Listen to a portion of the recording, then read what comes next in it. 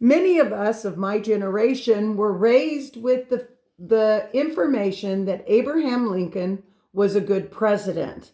But my friend Fran Harris, not related to me by blood, but we're both daughters of the king and therefore sisters, princesses, has a different perspective on Abraham Lincoln and what truth was taught to her generation. Before she starts talking, I want to tell you, Fran is 96 or 97 now? 97. She's 97 years old and she's lived a long life, and she's one of my favorite people to talk about history.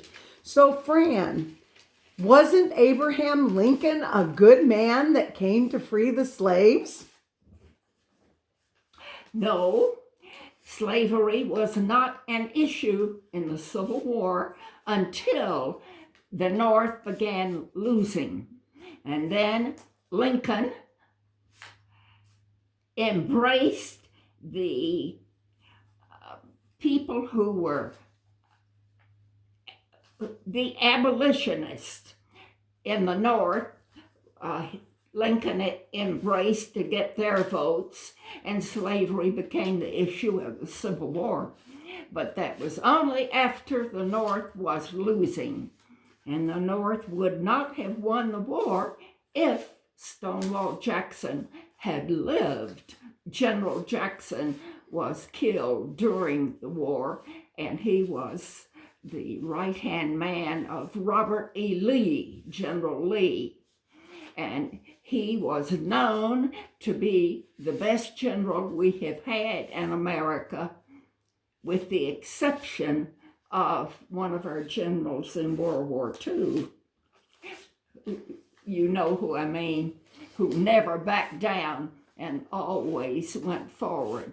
Stonewall Jackson never retreated 1 inch. If he was told to take a position and hold it, he took a position and held it totally. And his military tactics to this day are used in the academy at West Point. He is considered to be an absolute military genius, but he died too soon. Abraham Lincoln started the Civil War with his shot against the fort. His first inaugural address was pro-slavery, and that address can no longer be found. It has been doctored, and it no longer reflects the true address. But he only changed when he was losing. Any more questions? Yes. What motivated Abraham Lincoln to fire that first shot? What was it that Lincoln started the Civil War over? States' rights. So he was against state sovereignty and states' rights. Yes. The southern states, the southern landowners, farmers, and plantation owners had the absurd idea that if they raised cotton or sugar on their land or any other products, they had the right to sell those products to anyone they chose, and they had the right to ship the products to Europe from southern merchant shippers. They did not have to go through the North, but they were forced to send their products north and ship them out of the northern ports to the good of the northern states and the northern merchant shipper owners. And that is what the Civil War was over. It was financial and states' rights for self-government. Now, when it came to the issue of slavery, wasn't the South kind of over their heads economically with the slavery issue before? Yes, it had reached the point in the 1850s that the South knew that slavery was no longer profitable. Aside from the moral issue, it was totally wrong in the first place. And the southern states went to the northern states and they went as far as the Northwest Territory and asked if those states and territories would help establish the black people, the slaves, no matter what their color was, get them established in the state to be able to make a living. These people were primarily uneducated. They did not own property, and they needed help to get started in our culture. Not one single state in the North agreed to help, and the territories did not agree either. And that's where the slavery issue stood when the Civil War started. It was not a slavery issue as bad as it was. Now, the South was not without faults as well. As we know, any hatred of another race is wrong. Racism is wrong no matter who commits it. And that was wrong. But the Civil War had nothing to do with slavery until it became the battle cry of Lincoln when he was losing the war. And let's talk about, again, President Lincoln and his basically decisions that mirror what happened with J6, those people that were locked up without any rights. Could Absolutely. you talk about Lincoln and his denial of people's rights? Yes. In the North, people who did not approve of Lincoln, who voted against him and stood against him, were jailed without due process. They were denied any legal consultation throughout the war. And when the war was over and the South was defeated, Jefferson Davis, President of the Confederacy, was jailed and treated like a criminal. Jefferson Davis was even anti-slavery. This was a terrible thing to do to this good man. He was simply for states' rights, and he was treated like a criminal. He was not the only one. The rest were too. If you want to hear some horror stories, investigate the Battle of Atlanta and Sherman's march through Georgia. That will make your hair stand on end. Can you share some of the things that happened during that process? The state of Georgia was practically burnt to the ground.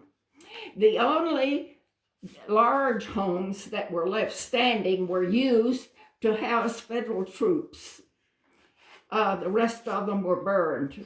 So they weren't battling against an army, they were battling against civilians. Against civilians. And women in the South were not treated with respect by Sherman and not by Grant either, for that matter. Sheridan was somewhat better as a Northern general, but Sherman was an absolute terrorist. And some of the stories that have come out and that were in the newspapers, Southern newspapers, would make your hair stand on end. So they didn't respect the rights of women and children. No. They literally were barbaric in their treatment. Oh, absolutely. And General Robert E. Lee instructed all Southern troops, this was when we were winning, that when they marched into the North, they were to treat women with due respect, and he'd better not hear of any woman being insulted in any way. That was the rule of the Southern military. But yet the North didn't have those same values. That's right. And after Lincoln's assassination, Ulysses S. Grant became president, and he was just about as bad. You may not have heard of the 100-year embargo on the South. but it was initiated then, and that embargo lasted 100 years to punish the South for starting the war, which they did not. And I was alive in 1965. That embargo ended, and there was a huge celebration in the southern states. And that's not even written up in the textbooks anymore. Well, and didn't your family have in their possession many treasured documents from the Civil War time? Yes, we had newspapers. Yes, we had a case of newspapers. And these documents are now in the Tennessee State Museum. But the Battle of Atlanta is forgotten. And up until about 1950, the cyclorama in Atlanta was an immense canopy. You could walk around the room and see the Battle of Atlanta, and it was a horror, absolutely awful.